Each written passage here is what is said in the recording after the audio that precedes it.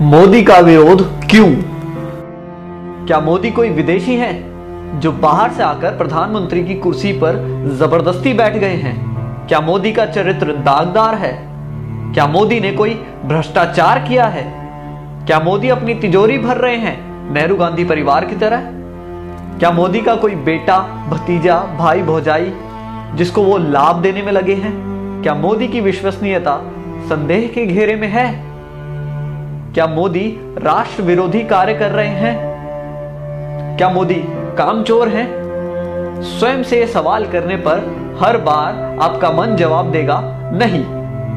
तो फिर मोदी से एलर्जी क्यों? अल्पज्ञानी आरोप लगाते हैं कि राम मंदिर नहीं बनवाया, धारा 370 नहीं हटाई, पीडीपी से गठबंधन कर लिया, 15 लाख नहीं दिए, अच्छे दिन नहीं आए। आप ही बताएं कि क्या आपको हर विषय में 100% नंबर मिलते थे? क्या आप पहली नौकरी लगते ही घर खरीद लेते थे? आपने 5वां फ्लोर पहले बनाया था या फिर मजबूत नींव? गाड़ी में 5वां गियर पहले आता है या पहला? उदाहरण और भी जोड़ सकते हैं। कोई नहीं बताता कि अगर मोदी नहीं तो और कौन? कौन बना सकता है स्थायी सरकार? कौन बनवा सकता है राम मंदिर? कौन हटवा सकता है धारा 370? कौन करवा सकता है किसानों की सुरक्षा? कौन कर सकता है भारत की रक्षा? ये एक साजिश है लुटेरों की ताकि आप फंस जाएं और इनको लूटने को मिले। मई 2014 से आज तक सारे चोर चुहार, देशद्रोही, आतंकी टाइप के लोग पगलाए हुए हैं। जरा सोचिए, अगर आपने आज मोदी का साथ नहीं दिया तो जैसे वाजपेयी सरकार के जाने के बाद सोनिया की गुलामी 10 साल करनी पड़ी थी, अब की बार शायद 100 साल से भी ज्यादा करनी पड़ेगी। खून के आंसू रोना पड़ेगा। एक बार जरूर सोचें। हमने अपने देश की बागडोर मोदी जी जैसे एक ऐसे मजबूत और ताकतवर व्यक्ति के हाथ में दी है जो देश के 125 करोड़ हिंदुस्तानियों के भविष्य के बारे में 24 घंटे सोचते हैं और उनके भविष्य को संवारने के लिए निरंतर कार्य कर रहे हैं। मीडिया और लोगों का विरोध सुनकर भी वे देश के भविष्य के लिए कार्य करते चले जा रहे हैं।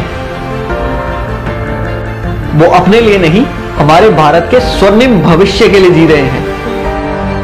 गर्व करें कि आप मोदी समर्थक हैं, कोई इटली की टीम के गुलाम नहीं या चीन का साथ देने वाले वामपंथी नहीं, ना ही अन्ना हजारे के साथ भारत माता की जय बोलकर सीएम बनने वाले और आज भारत माता की जय नहीं बोलने को जायज ठहराने वाले किसी के चेले नहीं।